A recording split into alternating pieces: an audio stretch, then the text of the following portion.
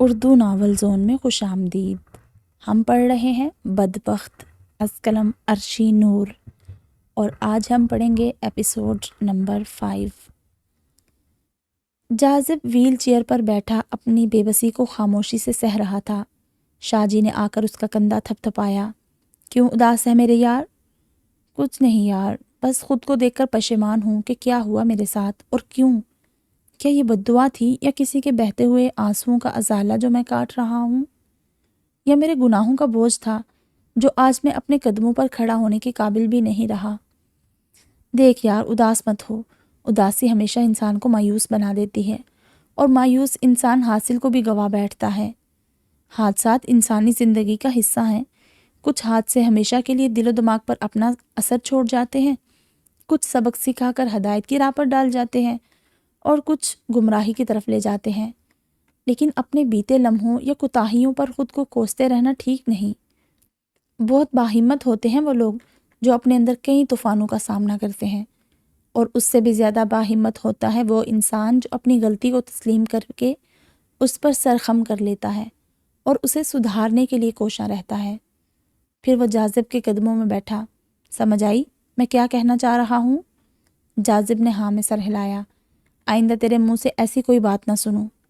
شاہ جی انگلی سے اس کے چہرے کا احاطہ کرتے ہوئے بولے، اور نہ اس تھوبرے پر آئندہ اداسی نظر آئے مجھے۔ شاہ جی کے ساتھ جاذب بھی ہنس پڑا۔ گزر جائے گا یہ وقت بھی، ہم ہیں نا تیرے ساتھ۔ دن مہینوں میں اور مہینے سال میں بدل گئے۔ زیان 1 سال کا ہو چکا تھا۔ عزت کے دل پر رتی برابر اثر نہیں ہوا تھا۔ وہ جیسا ضدی کل تھا ویسا ہی آج بھی تھا۔ اب تک اس نے رتابہ کو قبول نہیں کیا تھا۔ بات کرنا یا حال احوال پوچھنا تو دور کی بات، ان کے بیچ سلام دعا تک نہ تھی۔ نرگس بھی سمجھا سمجھا کر تھک کر خاموش ہو گئی تھی۔ نرگس کا بھائی اسلام آباد سے آیا ہوا تھا۔ نرگس کے بھانجے کی شادی تھی، وہ دعوت دینے آئے تھے۔ نرگس کے اصرار پر 2 دن ٹھہر گئے۔ عزت آفس ورک سے 7 ماہ سے لندن میں تھا۔ ہفتے بعد اس کی واپسی تھی۔ اس کی واپسی پر نرگس نے اسے بھانجے کی شادی کا بتایا، اور ساتھ ہی ساتھ یہ حکم بھی دیا کہ وہ رتابہ کو اپنے ساتھ لے کر جائے گا اور زیان نرگس کے پاس ہی ہوگا۔ عزت کسی صورت تیار نہ تھا اسے ساتھ لے جانے کے لیے، پر نرگس بھی اسی کا خون تھی۔ اس نے اپنا بات منوا کر چھوڑی۔ رتابہ بہت ڈری ہوئی تھی کہ وہ کیسے جائے گی عزت کے ساتھ۔ نرگس نے اسے تسلی دی۔ عزت کو بائی روڈ جانے کا شوق تھا۔ اس نے بائی روڈ جانے کا ہی فیصلہ کیا۔ نرگس اور رتابہ نے سارے سفر کی تیاری کی، اور نرگس کی دعاؤں کے سائے میں وہ رخصت ہوئے۔ عزت بالکل خاموشی سے ڈرائیونگ کر رہا تھا۔ رتابہ باہر کے مناظر دیکھتی۔ ابھی وہ فیصل آباد کے ایک گاؤں کے قریب پہنچے تو عزت کی گاڑی خراب ہو گئی۔ شام کا وقت تھا، موسم کے آثار بھی کافی خراب تھے۔ بادل تھے کہ ایسا لگ رہا تھا برسے تو تھمنے کا نام نہیں لیں گے۔ کوئی ہوٹل بھی قریب نہیں تھا، نہ ہی کوئی آبادی تھی۔ چاروں طرف کھیت کھلیان تھے۔ عزت گاڑی کا بونٹ کھول کر چیک کرنے لگا۔ رتابہ گاڑی سے باہر نکلی اور اپنے چاروں طرف ہوا سے لہراتے سبز کھیتوں کا نظارہ تکتے تکتے کھیتوں کی طرف بڑھنے لگی۔ عزت گاڑی میں جھکا اتنا محو تھا کہ اسے پتہ ہی نہیں چلا کہ رتابہ کب گاڑی سے دور کھیتوں کی طرف نکل گئی۔ اتنا خوبصورت نظارہ دیکھ کر رتابہ کو لگا وہ جنت میں آ گئی ہے۔ وہ اونچے اونچے کھیتوں میں داخل ہو کر کھو سی گئی تھی۔ سبزے کو اپنے ہاتھوں سے چھو کر دیکھتی اور مسکراتی۔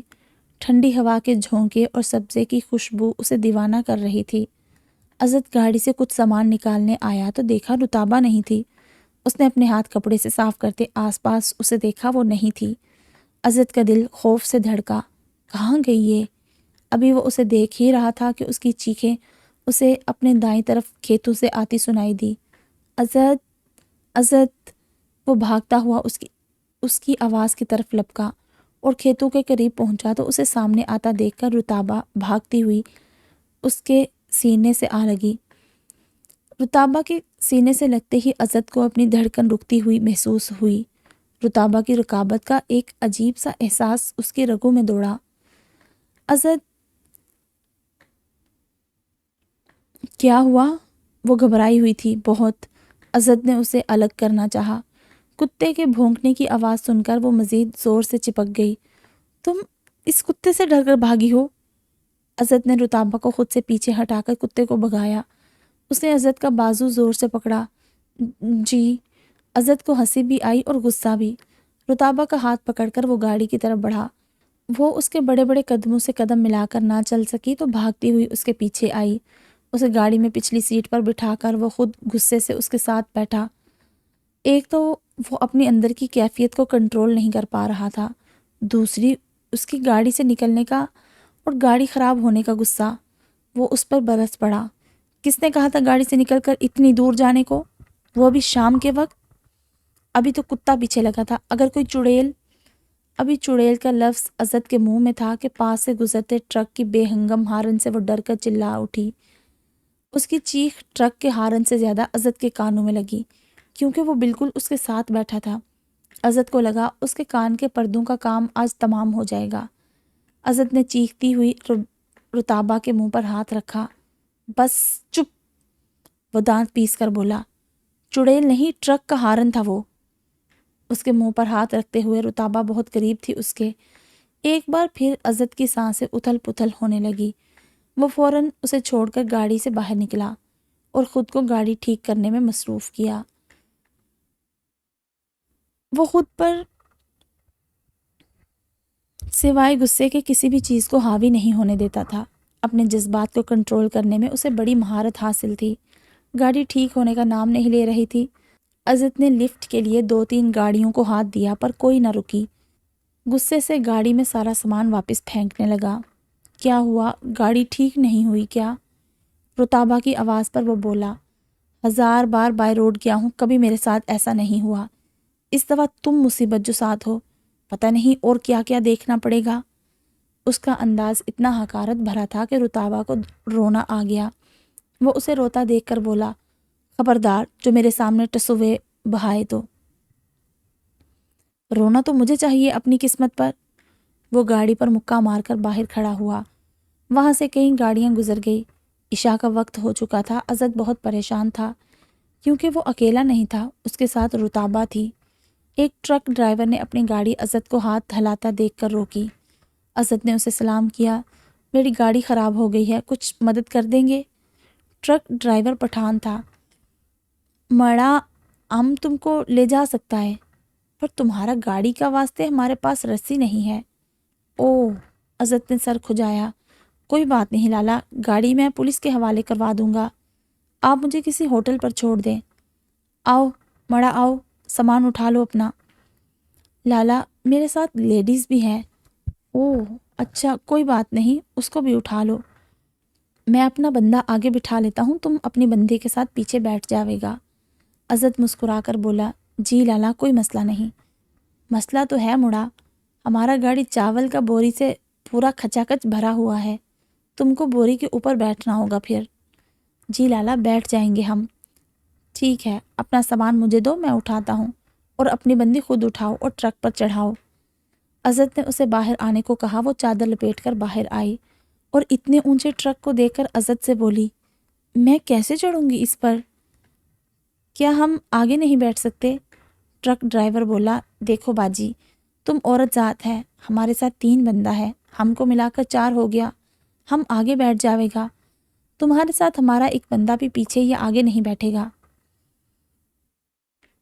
मजबूरन उसे ऊपर चढ़ना पड़ा।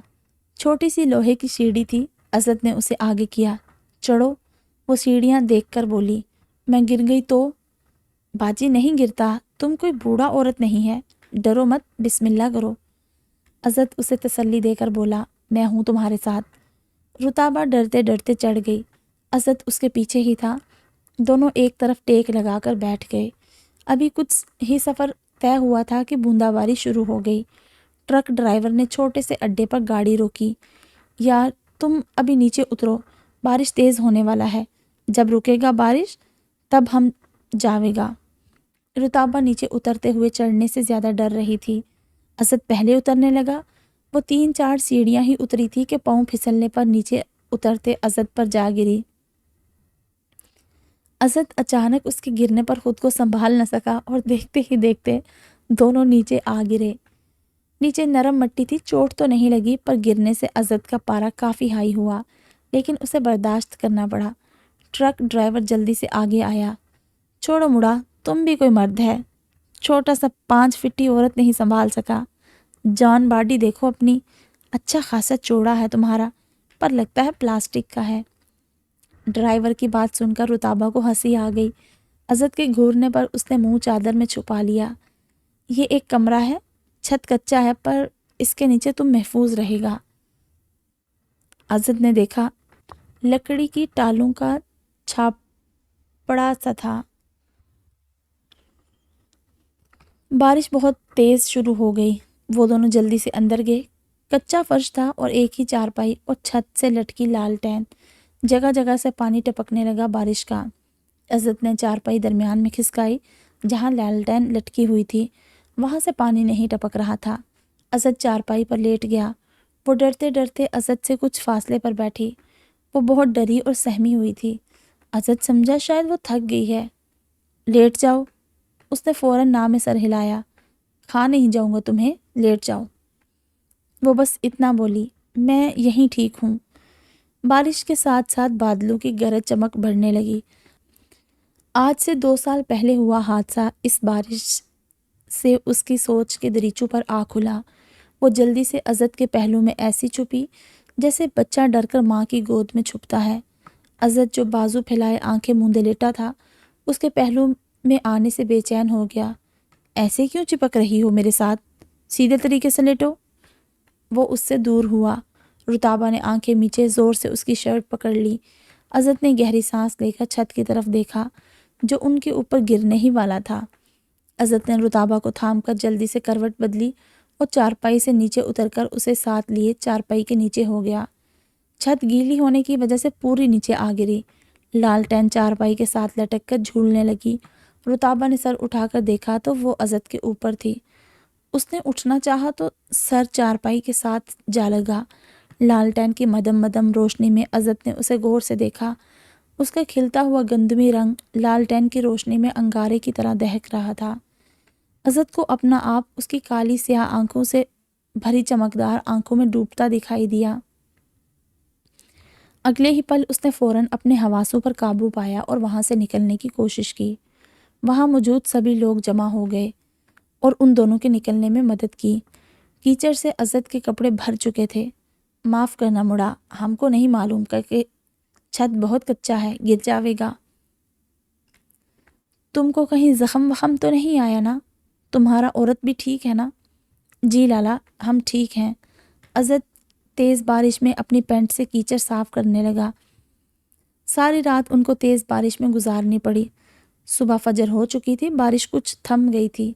ٹرک ڈرائیور بولا، ہم تمہاری وجہ سے ادھر آیا، ورنہ اپنا سفر جاری رہتا۔ بارش اب 2-3 دن نہیں رکے گا۔ ادھر ایک گاؤں ہے، ہمارا دوست کا گھر ہے بہت بڑا، تم کو ادھر بھیجتا ہے ابھی ہم۔ جب بارش رک گیا تو تم کو اسلام آباد بھی چھوڑ آوے گا وہ۔ پریشان مت ہونا تم، لالا تمہارا بندوبست کر کے جاوے گا۔ ٹرک ڈرائیور نے فون پر ان کو پہلے ہی بلا لیا تھا۔ کچھ ہی دیر میں ایک ادھیڑ عمر ساجد نامی آدمی اور ایک 15 سالہ لڑکا جیپ لیے حاضر تھے۔ عزت سے وہ بہت گرم جوشی سے ملے۔ عزت نے ٹرک ڈرائیور کا بہت شکریہ ادا کیا اور ساجد کے ساتھ وہ دونوں جیپ میں بیٹھ کر چل دیے۔ جاذب اب مکمل طور پر ٹھیک ہو چکا تھا۔ اس نے بہت کوشش کی نمل کو ڈھونڈنے کی، پر نمل کا اسے کچھ پتہ نہ چلا۔ وہ اور شاجی لاہور آ گئے۔ اریج بھی آج ہی آئی تھی پاکستان۔ نرگس اریج سے ملنے پرانے محلے آئی۔ اریج کو گول مٹول سا گڈے جیسا زیان بہت پیارا لگا۔ نرگس کو کسی کام سے مارکیٹ جانا تھا۔ وہ زیان کو اریج کے پاس چھوڑ کر مارکیٹ آ گئی۔ واپسی پر اس کا ٹکراؤ شاجی سے ہوا۔ السلام علیکم ماں جی۔ شاجی نے سر جھکایا۔ نرگس اسے دیکھ کر پھولی نہیں سمائی اور اس کا ماتھا چوما۔ کیسے ہو تم؟ اتنے عرصے بعد یہاں؟ ماں جی بس کچھ مصروفیت تھی۔ اتنی مصروفیت تھی کہ ماں بھی بھول گئی؟ ارے نہیں نہیں، آپ کو کیسے بھول سکتے ہیں، آپ تو ماں ہیں ہماری۔ دوسرا نالائق کہاں ہے؟ نرگس نے جاذب کا پوچھا۔ سب کچھ یہیں پوچھیں گی، گھر چل کے بات کرتے ہیں نا۔ نرگس شاجی کے ساتھ گھر پہنچی تو جاذب ان کے پیچھے پیچھے دوسری گاڑی میں تھا۔ نرگس گھر میں داخل ہوئی شاہ جی کو اندر بلایا تو اس کے پیچھے جاذب کو دیکھ کر حیران ہوئی۔ وہ اندر داخل ہوتے ہی نرگس سے لپٹ گیا۔ نرگس نے روتے ہوئے اس سے گلا کیا، آ گئی تجھے ماں کی یاد؟ وہ بھی برسوں کا تھکا ہوا تھا، کئی مہینوں سے رکے ہوئے آنسو ماں کے آنچل میں بہائے اس نے۔ نرگس اس پر واری قربان ہوتی رہی۔ عزت کیسا ہے امی؟ ٹھیک ہے بیٹا، وہ گھر کافی بڑا ہے اور خوبصورت ہے امی۔ ہاں گھر تو بڑا بھی ہے، خوبصورت بھی ہے، لیکن تیری کمی ہے، تو آ جا بس۔ شاہ جی بولا، ماں جی میں نے تو اسے کافی بار کہا ہے چھوڑ دے میرا کام، چلا جا واپس، لیکن یہ تیار ہی نہیں۔ جب میں مر گئی تب لوٹے گا واپس۔ اللہ نہ کرے ایسا ہو، آؤں گا میں واپس، بس ایک بہت بڑا قرض ہے مجھ پر اور جسے چکانا ہے، وہ مل نہیں رہا۔ بس اپنے قرض کی ادائیگی کر لوں، آ جاؤں گا واپس ہمیشہ کے لیے۔ کون ہے وہ؟ مجھے بھی بتاؤ۔ نرگس کی بات سن کر نمل کا آنسوں بھرا چہرہ اس کی آنکھوں میں لہرایا۔ کوئی ہے، بس آپ دعا کریں وہ جلد مل جائے اور میں بھی اپنے بوجھ سے آزاد ہو جاؤں۔ اریج آئی ہوئی ہے، بلاؤں اس کو؟ کچھ ہی دیر میں آ جائے گی۔ نہیں امی ابھی نہیں، پھر کبھی صحیح۔ نرگس ادھر ادھر کی باتیں کرنے لگی اور جاذب کو رہ رہ کر نمل کی یاد ستانے لگی۔ پوری رات کے جاگے ہوئے تھے وہ دونوں۔ ناشتے کے بعد عزت نیند سے جھولنے لگا، اسے ساجد کمرے میں لے گیا۔ صفائی اور نیند میں وہ کسی صورت کمپرومائز نہیں کرتا تھا۔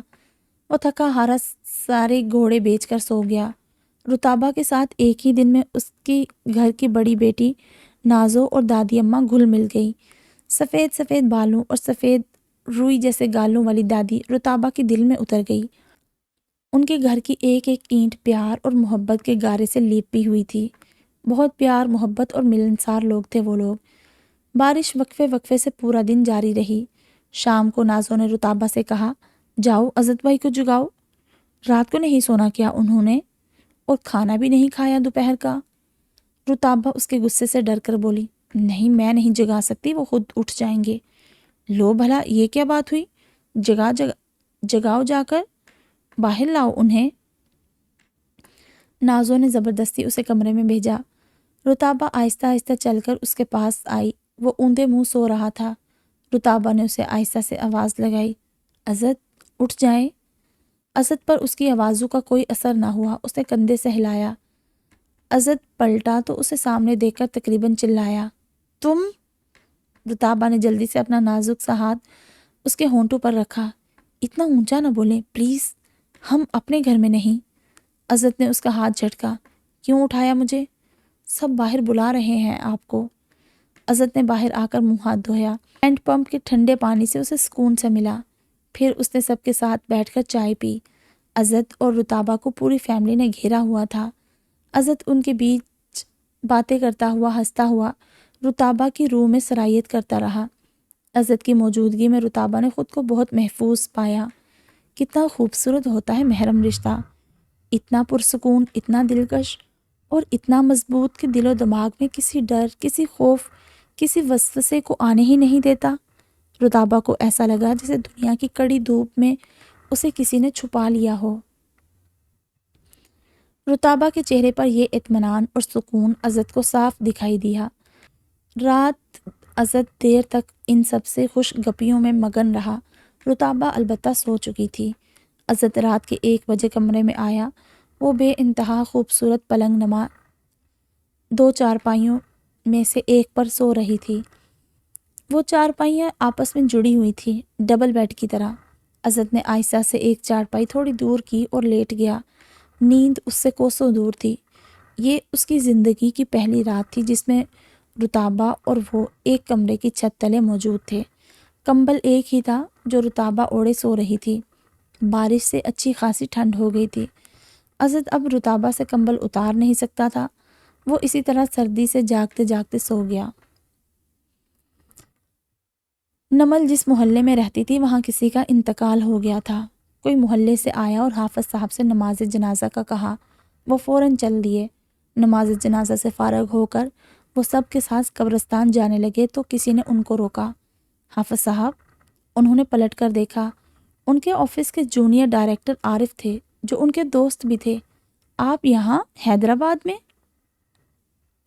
یار قسمت جہاں لے جائے، آپ جیسا بندہ کراچی کیسے چھوڑ سکتا ہے یار، جس نے کراچی کی مٹی دھول سے بھی محبت کی ہو۔ بس یار کچھ پرابلمز تھیں۔ خیر آپ یہاں، جس کا انتقال ہوا وہ میرے چچا زاد بھائی تھے۔ اوہ اچھا، چلو پھر مل کر بیٹھتے ہیں، قبرستان سے ہو آئیں۔ قبرستان سے واپسی پر عارف حافظ صاحب کے گھر چلے گئے۔ عارف نے ان کو اپنے گھر لاہور لے جانے کی پیشکش کی اور ساتھ اپنے سعودیہ میں کنسٹرکشن کے کام میں حافظ صاحب کو بھی شامل کرنا چاہا۔ دیکھو بھائی، انکار میں نہیں سن سکتا۔ میری بیوی، میری ایک بیٹی، میری امی بھی اسی گھر میں موجود ہیں۔ وہاں نمل بیٹی رہ لے گی، اس کی بھی تنہائی دور ہو جائے گی اور مجھے بھی تسلی ہوگی کہ اتنی سمجھدار بچی میرے گھر میں موجود ہے۔ تم اسے اپنا ہی گھر سمجھو۔ حافظ صاحب نے بہت انکار کیا پر عارف نہ مانے اور ان کو راضی کر کے ہی چھوڑا۔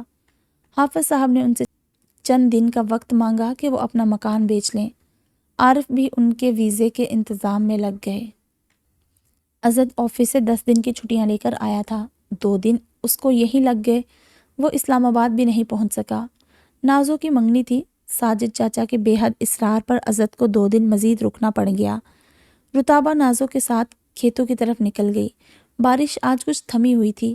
ان کا گھر چاروں طرف پہاڑوں کے بیچ اونچائی پر تھا۔ چاروں طرف کھیت اتنے اونچے تھے کہ گھر سے نکلتے ہی بندہ کھیتوں میں گم ہو جاتا۔ رتابہ کھیتوں کی پگڈنڈیوں پر چلتی رہی۔ نازو ایک بات تو بتاؤ، یہاں چڑیلیں ہوتی ہیں کیا؟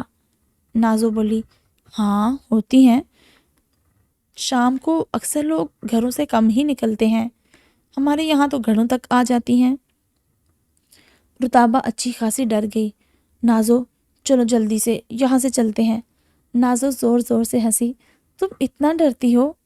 ہاں ہاں ہاں، نہیں دن میں یہاں کچھ نہیں ہوتا۔ رتابہ اس کا ہاتھ دبوچ کر بولی، چلو یہاں سے۔ نازو اسے گھر لے گئی۔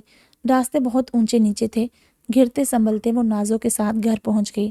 نازو نے اس کے کمرے میں جھانکا اور ایک چارپائی سائڈ پر دیکھ کر حیران ہوئی، پر کہا کچھ نہیں اور چپ چاپ دوسری چارپائی اٹھا کر اپنے کمرے میں لے گئی۔ رات کو رتابہ کمرے میں گئی تو ایک چارپائی دیکھ کر نازو کے پاس آئی۔ یہ کیا حرکت کی تم نے؟ نازو انجان بنی، کون سی حرکت؟ دوسری چارپائی کیوں اٹھائی تم نے؟ مجھے ضرورت تھی اس لیے۔ رتابہ بولی، واپس لاؤ اندر۔ ایک چارپائی پر کیسے لیٹیں گے ہم؟ جیسے اپنے گھر میں بیڈ پر سوتے ہو۔ وہ بیڈ بڑا ہوتا ہے پگلی۔ ہاں تو یہ بھی کون سا چھوٹی ہے، آرام سے 2 بندے سو سکتے ہیں۔ رتابہ اس کی حرکت پر اسے دیکھتی رہ گئی۔ اچھا چلو کمبل دوسرا دے دو، رات بھی کمبل میرے پاس تھا، عزت سردی میں ایسے ہی سو گئے۔ نازو شرارت سے اس کے گال پکڑ کر بولی، جب چارپائی ایک ہے تو بستر بھی ایک ہی ملے گا۔ رتابہ اس کی شرارت پر مسکرا کر بولی، یار سمجھا کرو نا، تنگ مت کرو، سمجھنے کی ہی کوشش کر رہی ہوں، کہیں تم دونوں لیلا مجنوں تو نہیں؟ رتابہ اس کے سوال پر سٹ پٹا گئی، جی نہیں، شوہر ہیں وہ میرے، اور میرا بیٹا بھی ہے ایک، اتنا فضول مت سوچا کرو۔ نازو نے ہنستے ہوئے اس کی ناک پکڑی، تم بھی اتنا فضول مت بولا کرو، چلو جاؤ شرافت سے اپنے شوہر کے ساتھ اپنے کمرے میں۔ رتابہ دانت پیستی وہاں سے چلی گئی۔ کمرے میں عزت پہلے سے موجود تھا۔ وہ اسے دیکھ کر کاٹ کھانے والی نظروں سے گھور کر بولا، دوسری چارپائی کیوں اٹھوائی تم نے؟ میں نے نہیں اٹھائی، نازو نے اٹھائی ہے۔ وہ اس کے سر پر آ کھڑا ہوا، تم کیا سمجھتی ہو ایسی اوچھی حرکتیں کر کے تم میرے قریب آ سکو گی؟ 7 جنم بھی لے لو تب بھی قبول نہیں کرنا میں نے تمہیں۔ تکیا اٹھا کر اس نے فرش پر پھینکا، مرو اب یہاں زمین پر۔ رتابہ تو عادی تھی کانٹوں پر بھی سونے کی، یہ تو پھر ٹھنڈا فرش تھا۔ وہ تکیا لیے عزت کے پیروں کی طرف فرش پر سو گئی۔ عزت کو نیند نہیں آ رہی تھی۔ اس نے چارپائی سے جھانک کر اسے دیکھا، پھر اس پر اپنی موٹی شال ڈالی۔ اپنے آپ میں سمٹی وہ فرش پر بھی سو رہی تھی اور عزت کی نیند مخمل جیسے بستر پر بھی اڑی ہوئی تھی۔ رتابہ کی آنکھ کھلی رات کو پیاس سے۔ وہ دروازہ کھول کر آرام سے باہر آئی اور پانی کے مٹکے سے پانی نکال کر پینے ہی لگی تھی کہ اسے اپنے پیچھے ایک سایہ سا محسوس ہوا۔ پانی وہیں اس کے حلق میں اٹک گیا۔ وہ ڈرتے ڈرتے کپ کپاتی ہوئی پیچھے پلٹی تو خوف کے مارے اس کی چیخ بھی نہ نکلی، وہ وہیں بے ہوش ہو کر گر گئی۔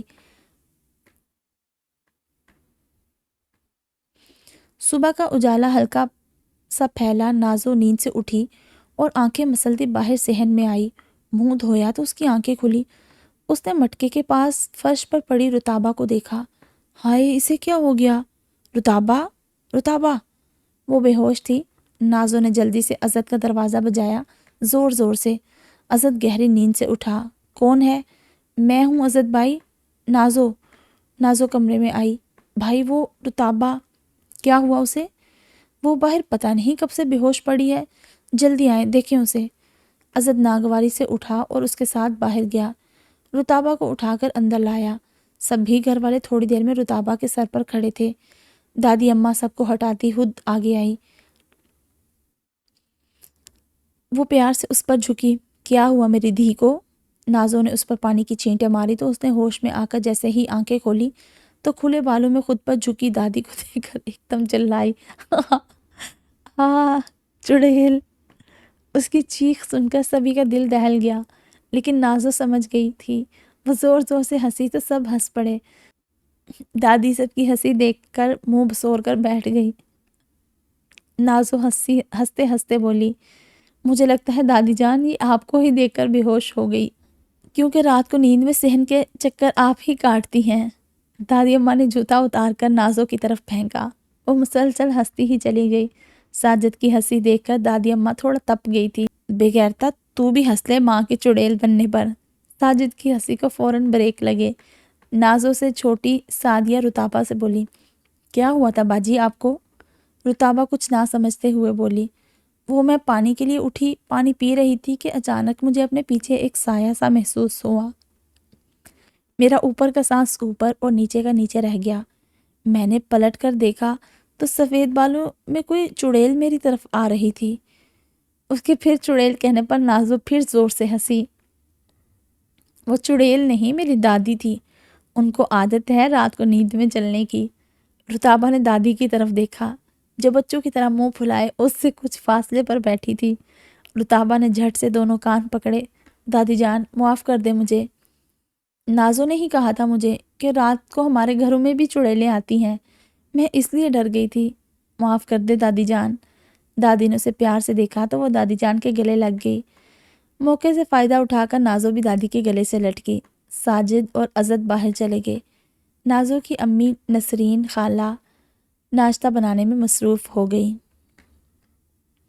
نازو کی شام کو منگنی تھی۔ عزت ساجد چاچا کے ساتھ سارے انتظامات میں آگے آگے رہا، کیونکہ نازو نے اسے بھائی بنایا تھا۔ بھائی ہونے کا فرض اس نے خوب نبھایا۔ سب مہمان آنا شروع ہو گئے تھے۔ نازو کو اس کی دوستیں تیار کرنے میں مصروف تھی۔ رتابہ نے گریم کام والی فراک پہنی اور لپسٹک لگا کر تیار ہو گئی۔ اس کے گال گورے گلابی نہ تھے، نہ وہ گوری چٹی تھی، نہ بورے بال، نہ بری آنکھیں، لیکن اس کے نازک نین نقش میں بلا کی کشش تھی۔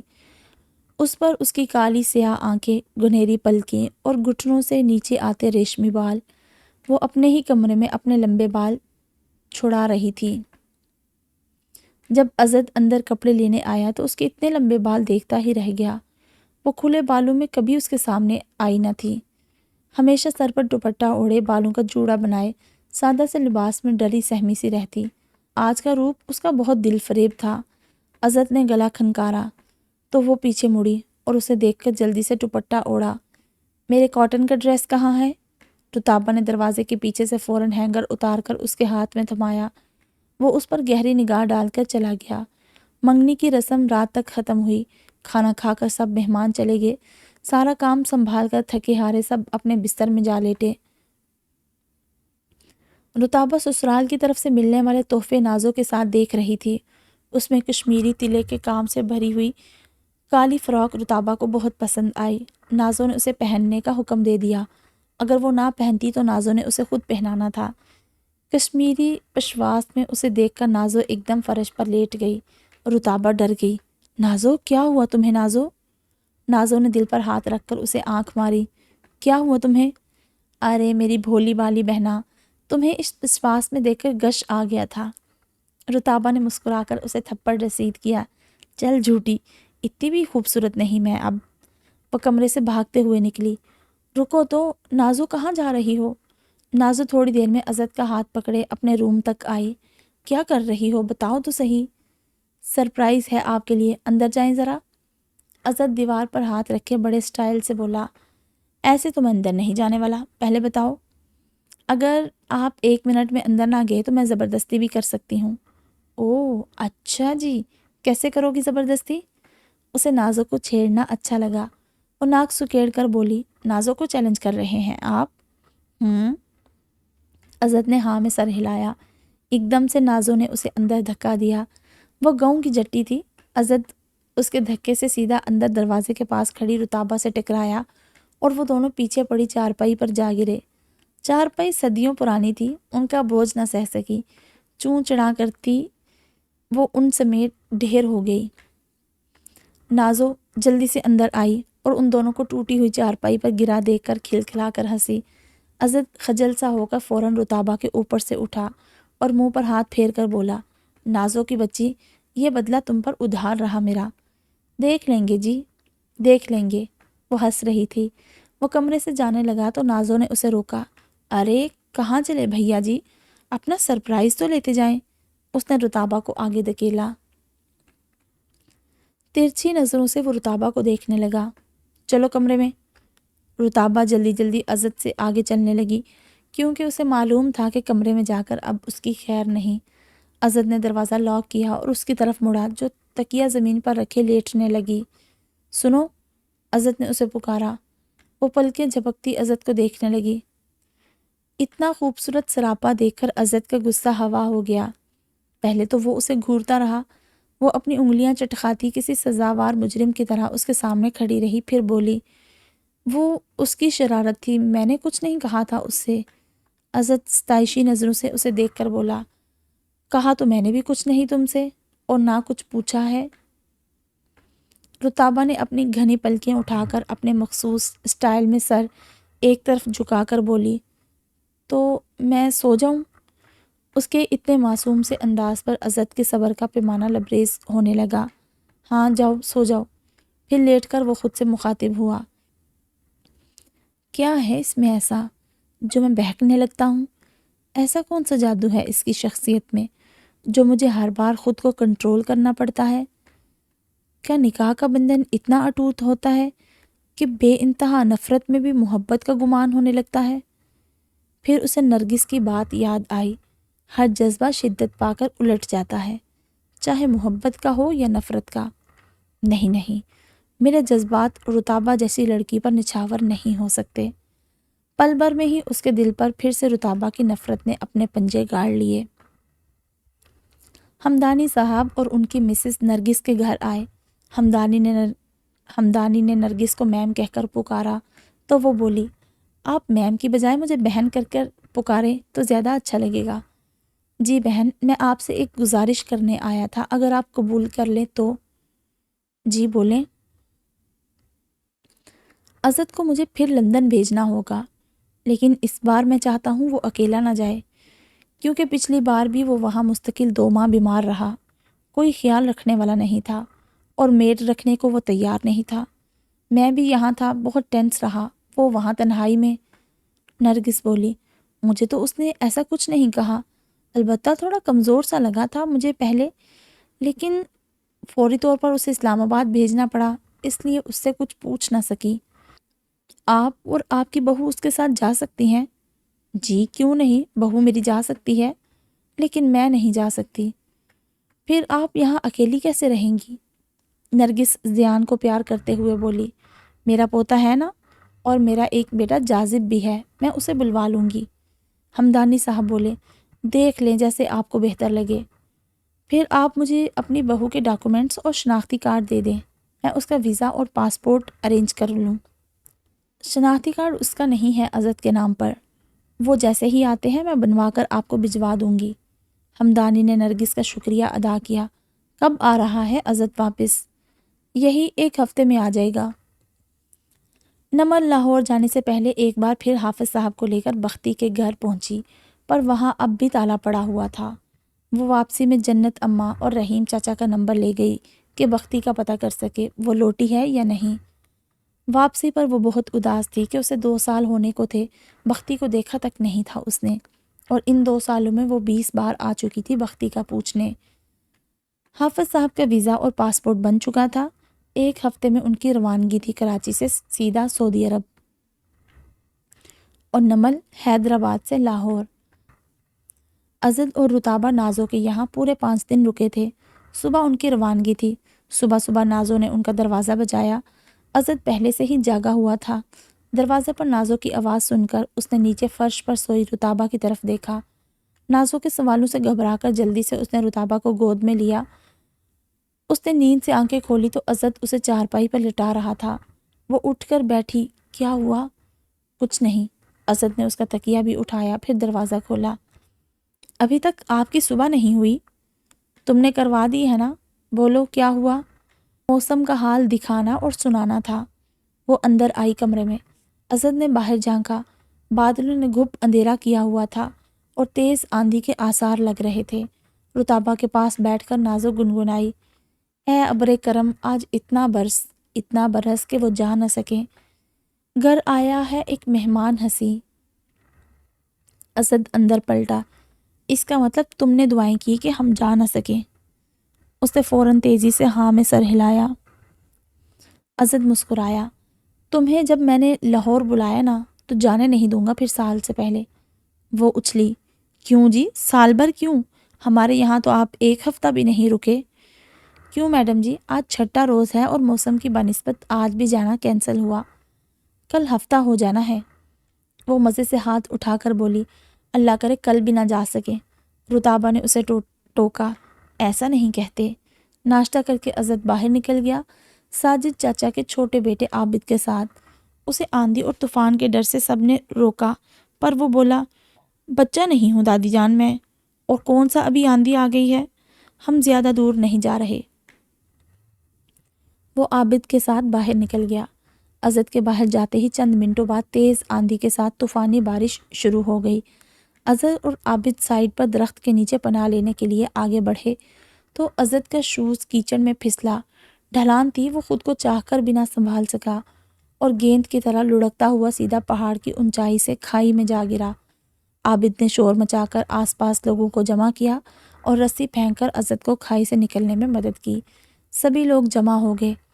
ازد اچھا خاصا زخمی تھا، لیکن رسی کی مدد سے اس نے اوپر چڑھنے کی ہمت کی۔ وہاں بھاگتا ہوا ایک بچہ ساجد چچا کے گھر پہنچا اور بولا، ساجد چچا، شہری بابو کھائی میں گر گیا ہے، جلدی آؤ۔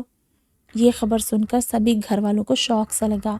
رتابہ نے گھبرا کر رونا شروع کر دیا اور ساجد چچا کی منت سماجت کرنے لگی کہ وہ بھی ان کے ساتھ جائے گی۔ سب نے اسے سمجھایا کہ پہلے ہی وہ ازد کے گرنے سے پریشان ہے، اتنی طوفانی بارش ہے تم بھی گر سکتی ہو، گھر میں ہی رہو بیٹا۔ ساجد چچا نے اس کے سر پر ہاتھ رکھ کر اسے تسلی دی، فکر نہیں کرو، میں ابھی اسے لے کر آتا ہوں۔ رتابہ بہت برے طریقے سے رو رہی تھی۔ دادی نے اسے اپنے سینے سے لگا کر کہا، اللہ سے دعا کرو کچھ نہیں ہوگا اسے۔ ساجد چچا کے کھائی پر پہنچنے تک ازد باہر آ چکا تھا، لیکن زخمی وہ بہت زیادہ ہو چکا تھا۔ ساجد چچا جلدی سے اسے قریبی کلینک میں لے گئے اور اس کی مرہم پٹی کروائی۔ بارش رکنے تک وہ وہیں رہے۔ ازد کے دونوں ہاتھ رسی کے ساتھ اوپر چڑھنے سے چھل گئے تھے۔ عابد نے اپنے گھر پہنچ کر ازد کی خیریت کی خبر سب کو دی۔ رتابہ کو کسی صورت سکون نہیں آ رہا تھا، وہ بہت بے چین اور بے قرار تھی۔ آنسو برستی بارش کی طرح تھمنے کا نام ہی نہیں لے رہے تھے۔ چند گھنٹوں بعد بارش رکی تو ساجد چچا کے ساتھ ازد گھر آیا۔ سب بھاگتے ہوئے اس کے پاس آئے۔ ساجد چچا نے کہا، اندر تو آنے دو، پھر خیریت پوچھ لینا۔ ازد کو ساجد چچا سہارا دے کر اس کے کمرے میں لائے۔ رتابہ نماز پڑھ رہی تھی، جلدی سے اس نے سلام پھیرا اور تیزی سے ازد کے پاس آئی۔ اسے اتنا زخمی دیکھ کر وہ سسکیوں سے رونے لگی۔ نازو بھی رو رہی تھی، دادی جان کی بھی آنکھیں نم تھی۔ سبھی کو روتا دیکھ ازد بولا، آپ سب تو ایسے رو رہے ہیں جیسے میں مر گیا ہوں۔ اللہ نہ کرے پتر، منہ سے ایسے بدفعال باتیں نہ نکالو۔ نسرین کھانا لے کر آئی۔ 2 بج رہے تھے۔ ازد کے دونوں ہاتھوں پر پٹیاں تھیں، وہ کھانا اپنے ہاتھوں سے نہیں کھا سکتا تھا۔ دادی اماں نے رتابہ کو آگے کیا، آ میری دھی، اس کو کھانا کھلا۔ رتابہ نے روتے ہوئے کانپتے ہاتھوں سے نوالا بنا کر ازد کی طرف بڑھایا۔ دادی اماں سب کو کمرے سے باہر بھیجا اور ازد پر قرآن کی سورتیں پڑھ کر پھونکنے لگی، میرے پتر تجھے نظر کھا گئی ہے کل سب کی، ہے بھی تو شہزادوں جیسا۔ وہ عزت جو گھر میں اس کے ہاتھ سے پانی پینا بھی پسند نہیں کرتا تھا، آج اسے انہی ہاتھوں سے کھانا بھی پڑ گیا۔ وہ اس کے نوالا منہ میں ڈالتی اور روتی رہی۔ دادی اماں عزت کے سر پر صدقہ وار کر باہر چلی گئی۔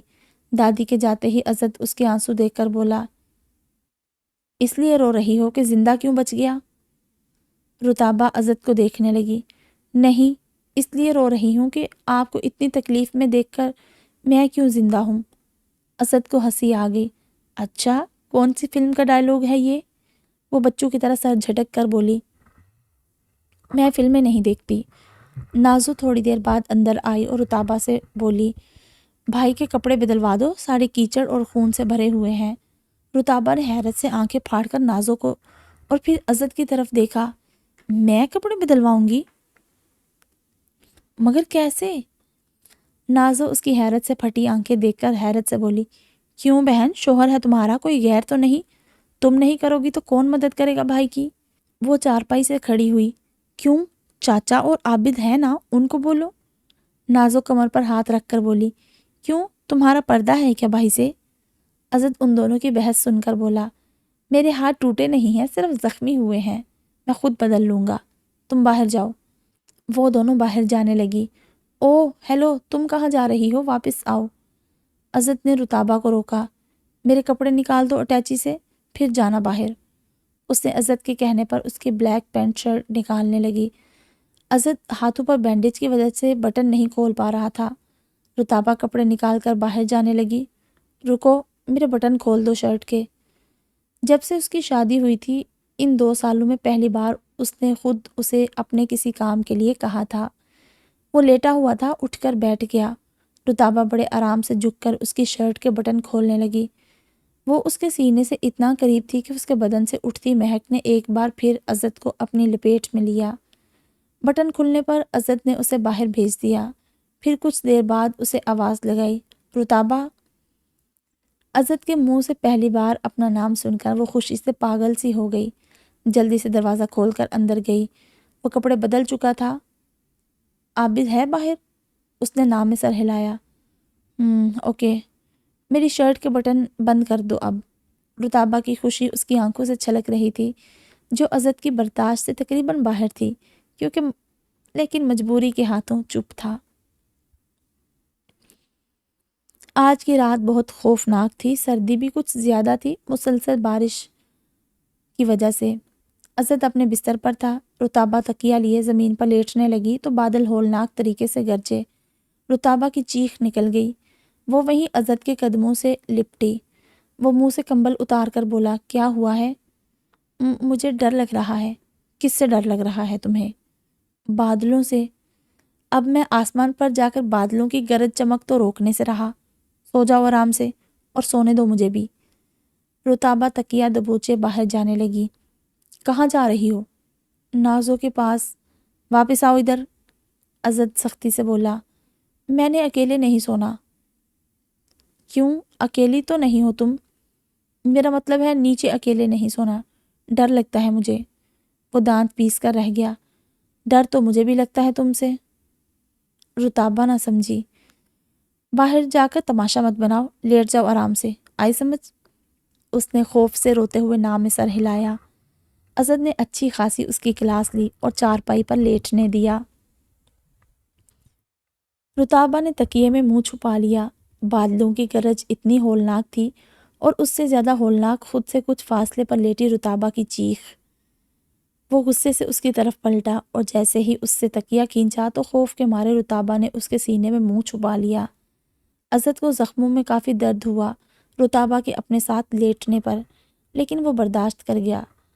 اگر نہ سہتا تو رتابہ نے بھاگ جانا تھا نازو کے پاس، اور صبح سب کی شک بھری نگاہوں کا سامنا وہ کیسے کرتا کہ رتابہ اس کی بیوی ہے بھی یا نہیں۔ عزت، مجھے بہت ڈر لگ رہا ہے، پلیز مجھ سے دور مت جانا۔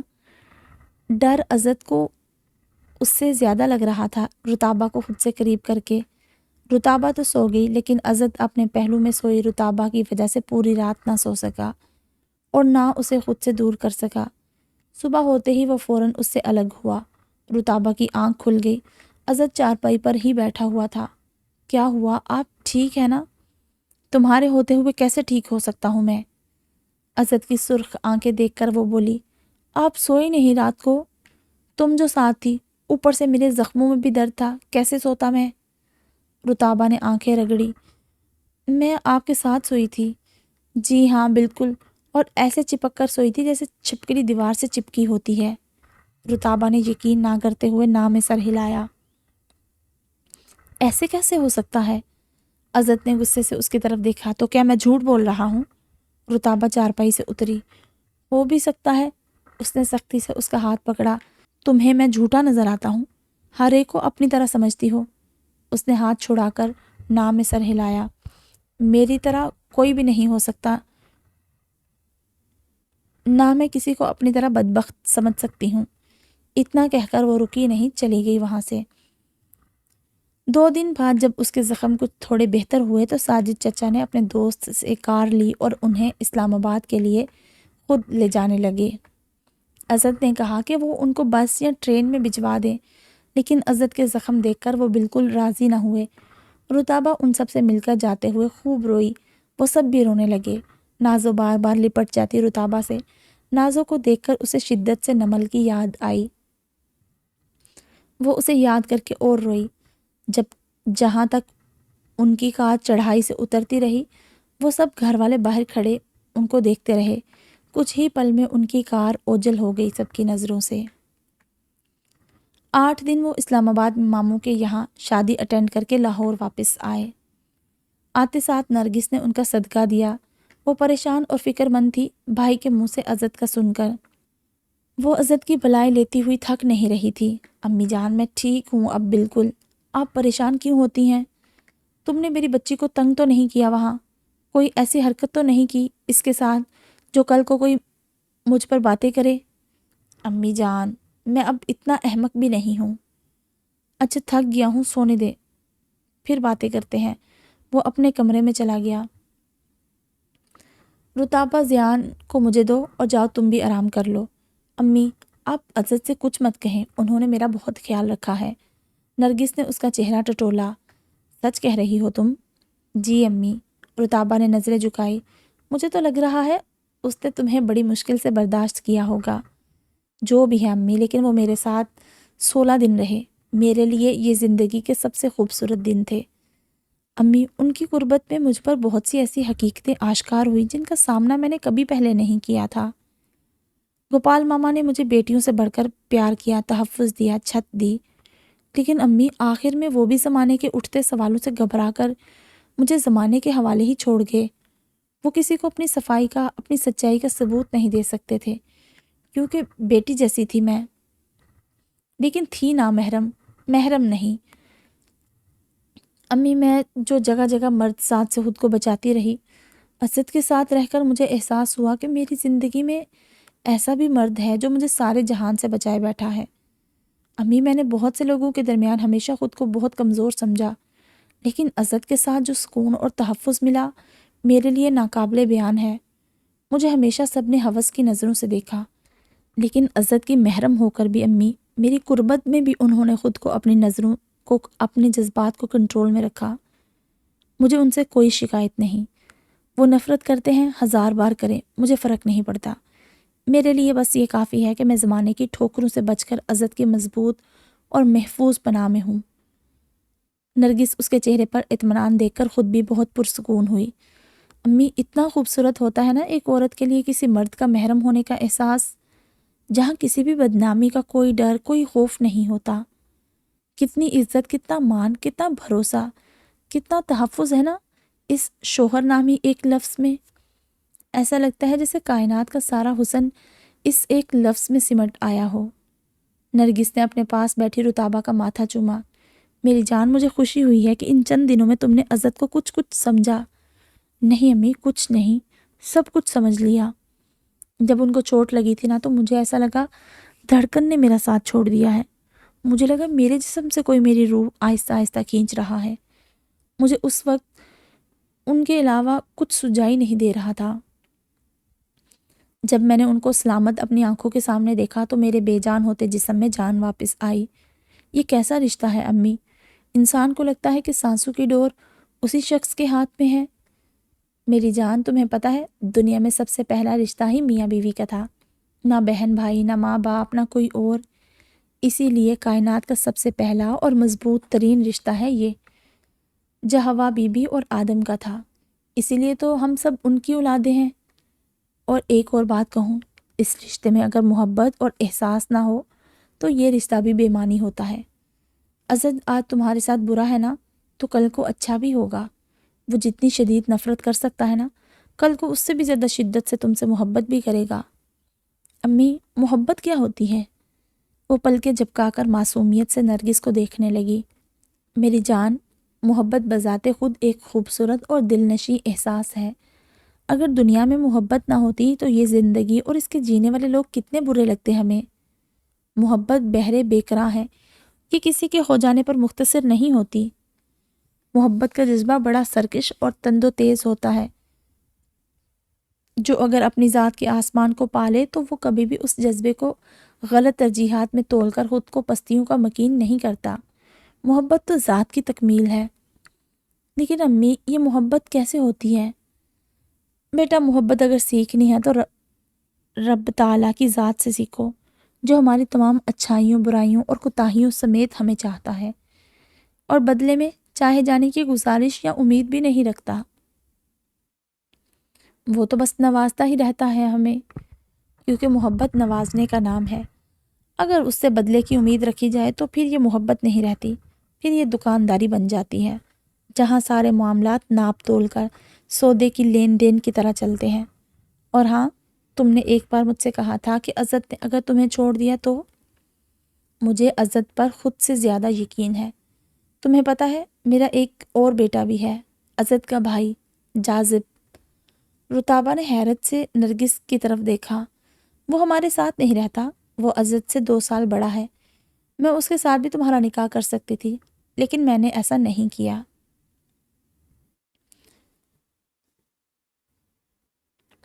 اگر میرے اپنے 10 بیٹے بھی ہوتے تو میں تب بھی تمہارا نکاح عزت سے ہی کرتی، کیونکہ میں جانتی ہوں ایک بار جو چیز اس کے نام سے جڑ جائے، وہ پھر اس کی دشمن جان ہو یا جان سے عزیز، وہ دونوں صورتحال میں اپنی آخری سانسوں تک اسے خود سے جدا نہیں کر سکتا۔ امی، جاذب بھائی آپ دونوں کے ساتھ کیوں نہیں رہتے؟ بیٹا، وہ الگ ہی دنیا کا مکین ہے، جہاں وہ رہتا ہے وہ مقام معاشرے میں عزت کا نہیں۔ کیا مطلب؟ رتابہ نے حیرت سے پوچھا۔ بیٹا، عزت اور جاذب دونوں میں زمین آسمان کا فرق ہے۔ جاذب شروع سے ہی کسی کے انڈر رہنا یا کام کرنا پسند نہیں کرتا۔ اس کا دماغ اس بات کو قبول نہیں کرتا کہ وہ کسی کے ہاتھ تلے رہ کر ہاں سر جی نہ سر کرتا رہے، اور وہ آزاد پنچھی ہے، اونچی اڑان اڑنا ہی اس کا خواب ہے۔ وہ اپنے خوابوں کی تعبیر کے لیے کسی غلط کام کو بھی غلط نہیں سمجھتا۔ امی، آپ جیسی ماں کے زیر سایہ رہ کر بھی وہ حق اور ناحق میں فرق نہیں کر سکے۔ نرگس کا سر جھک گیا۔ یونیورسٹی میں جب یہ دونوں تھے تبھی وہ ایسے لوگوں کے ہاتھ لگ گیا جن کے خواب جاذب سے بھی اونچے تھے۔ انہوں نے اپنے گروہ میں جاذب کو شامل کر لیا۔ اپنے نام کی دھاک بٹھانے کے لیے وہ اچھے برے کی تمیز بھول گیا۔ اس کی وجہ سے عزت کو یونیورسٹی چھوڑنی پڑی، کیونکہ اس کے ہر غلط کام کے لیے عزت کو آگے پیش ہونا پڑتا کہ وہ سمجھائے اپنے بھائی کو۔ عزت اور ان دونوں کے بیچ بھائی کا رشتہ معدوم ہونے لگا۔ آئے دن عزت اس کی کسی نہ کسی غلط حرکت پر اس سے لڑتا۔ جاذب دن بدن عزت کی بڑھتی ضد دیکھ کر گھر چھوڑ کر چلا گیا، کیونکہ جاذب کا اٹھنا بیٹھنا جن لوگوں کے ساتھ تھا وہ معاشرے کے لیے کسی ناسور سے کم نہیں تھے۔ جاذب کے مقابلے میں عزت بہت خوددار اور کھرا انسان ہے۔ کھوٹ یا دھوکہ یا غلط کام وہ کسی صورت برداشت نہیں کرتا۔ جاذب کی وجہ سے اسے اکثر مقامات پر شرمندہ ہونا پڑتا تھا۔ ایک بار تو وہ جاذب کے یونیورسٹی کے دوستوں کے ساتھ ہتھے پکے آ گیا۔ وہ ایسے لوگ تھے جو خود پر انگلی اٹھانے والے کا سر کاٹ دیتے تھے، لیکن جاذب کا بھائی سمجھ کر انہوں نے اس کی جان بخشی کی۔ میرے واسطے دینے پر بڑی مشکل سے جاذب ان سے الگ ہوا۔ رتابہ یہ سن کر بہت حیران ہوئی۔ اب کہاں ہے وہ؟ وہ کبھی ایران ہوتا ہے، کبھی بلوچستان، لیکن اب وہ جس کے ساتھ ہے اس کے ساتھ مجھے تسلی ہے کہ وہ مزید دلدل میں نہیں پھنس سکتا، اور مجھے وہاں سے اس کے لوٹ آنے کی امید بھی ہے۔ امی وہ کبھی آپ سے ملنے نہیں آئے؟ آتا ہے سالوں میں کہیں، لیکن عزت کی غیر موجودگی میں۔ عزت اپنے بھائی سے بھی نفرت کرتے ہیں کیا؟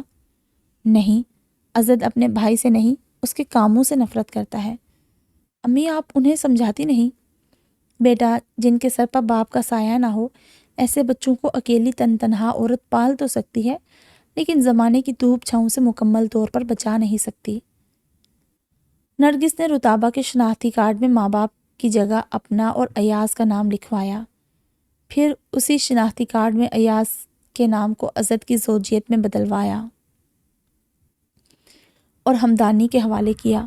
ہمدانی صاحب نے 15 دنوں میں اس کا ویزا، پاسپورٹ اور ٹکٹس ارینج کر کے عزت کو آفس میں بلوا کر اس کے ہاتھ میں دیے۔ عزت اپنے ساتھ رتابہ کے ٹکٹس دیکھ کر حیران ہو کر رہ گیا اور گھر آتے ہی نرگس پر سوار ہو گیا۔ امی، کیا ہو گیا ہے؟ خیریت تو ہے؟ ایسے کیوں چلا رہے ہو؟ اس نے نرگس کے ہاتھ میں رتابہ کا ویزا اور ٹکٹس دیے۔ یہ کیا ہے امی؟ کیوں، تمہیں نہیں معلوم کہ کیا ہے؟ آپ نے سوچ بھی کیسے لیا کہ میں اسے اپنے ساتھ لندن لے کر جاؤں گا؟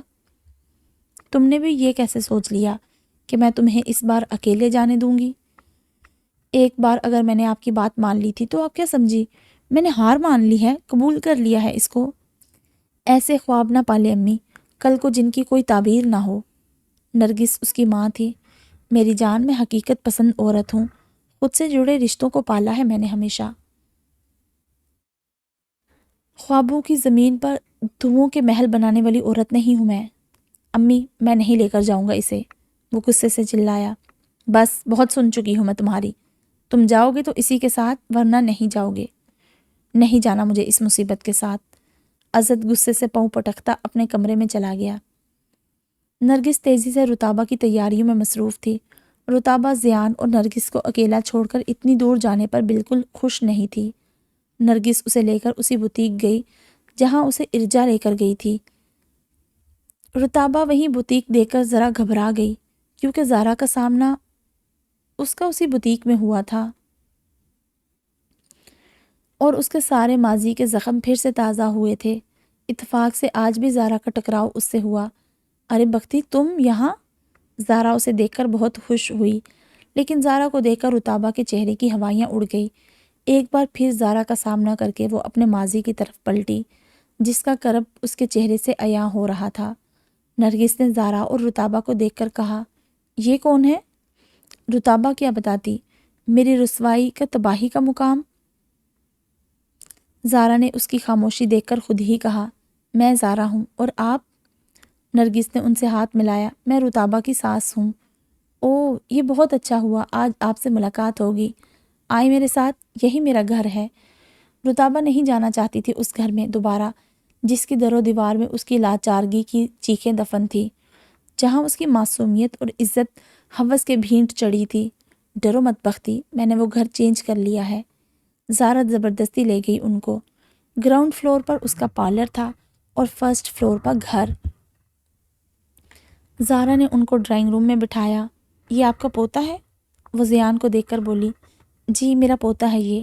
پھر نرگس سے باتیں کرنے لگی، ماشاءاللہ بہت پیاری بچی ہے یہ، میں بہت پرسکون تھی اس کے ساتھ، لیکن میں بہت شرمندہ ہوں کہ اسے اپنی چار دیواری میں بھی تحفظ نہ دے سکی، جس کا افسوس مجھے ساری زندگی رہے گا۔ نرگس بھی افسوس سے بولی، قسمت کا لکھا کون ٹال سکتا ہے بہن، اس کی بدقسمتی میں غلطی میری بھی تھی، جس پر میں اس سے 1000 بار معافی بھی مانگوں تو اس کی تلافی نہیں کر سکتی۔ لیکن ایک بات ضرور کہوں گی، یہ اپنے لیے تو بدبخت رہی، لیکن جہاں جہاں اس کے قدم پڑے ان کے بخت اس کے قدموں سے کھلے۔ مسز جمال کے پاس تھی تب وہ بے اولاد تھی، اس کے جاتے ہی 50 سال کی عمر میں ان کی گود ہری ہوئی۔ معجزہ تھا ان کا اس عمر میں ماں بننا۔ جب میرے یہاں آئی تو میری بیٹی کی کسٹڈی کے کیس کا فیصلہ 5 سال بعد میرے حق میں ہوا۔ نرگس اسے پیار سے دیکھ کر بولی، واقعی آپ نے ٹھیک کہا، بہت بخت آور ہے یہ۔ ہمارے حالات بھی ایسے بدلے جیسے کسی نے جادو کی چھڑی گھمائی اور سب بدل گیا، بہت سی خواہشات پوری ہوئیں۔ آپ سے مل کر میں کتنی خوش ہوئی، آپ کو بیان نہیں کر سکتی کہ آپ جیسے لوگ بھی ہیں اس دنیا میں جو بختی جیسی بچی کو اپنے بچوں کا بخت بنا لیتے ہیں، ورنہ یہ سب تو فلم ڈراموں میں ہی دیکھا تھا۔ آپ کے چہرے میں حقیقت پائی۔ آپ یقین کریں، جب یہ پچھلی بار مجھ سے ملی تھی میں اس پر بہت غصہ تھی کہ یہ میرے گھر سے بھاگی ہے کسی کے ساتھ، اور مجھے وہاں سے گھر بھی بدلنا پڑا کیونکہ کچھ نئے چہرے اب گھر کے آس پاس دیکھ کر میں خوف زدہ ہو گئی تھی۔ لیکن جب سچائی کا سامنا ہوا تو خود کو سامنا کرنا بھی مشکل تھا میرے لیے، کیونکہ میں بھی ایک عورت ہوں اور ایک بیٹی کی ماں بھی۔ جنہوں نے اس کا استحصال کیا وہ بعد میں میری طاق میں بھی تھے، لیکن میں نے گھر فوری بدل لیا۔ بختی یہ سب کچھ خاموشی سے سنتی رہی۔ اس کے آنسو اس کی گود میں گرے۔ میں دوسروں کے لیے بختاور اور کسی کے بخت میرے قدموں میں، اور میں خود اتنی بدبخت کہ خود زمانے کے قدموں میں۔ وہ اپنے دل کی آوازیں سنتی رہی۔ نرگس زارا کے منہ سے بھی سچائی سن کر مزید مطمئن ہوئی کہ اس کا یقین جھوٹا نہیں ثابت ہوا۔ بختی نے اسے اپنے بارے میں سب سچ بتایا تھا، جھوٹ یا فریب سے کام نہیں لیا تھا۔ نرگس کی محبت رتابہ کی سچائی پر مزید اس سے مضبوط ہو گئی۔ زارا آخر میں بولی، اگر یہ میرے ساتھ اس وقت ہوتی تو شاید ان لوگوں کو پہچان لیتی، تو میں ان کو ان کے انجام تک ضرور پہنچاتی۔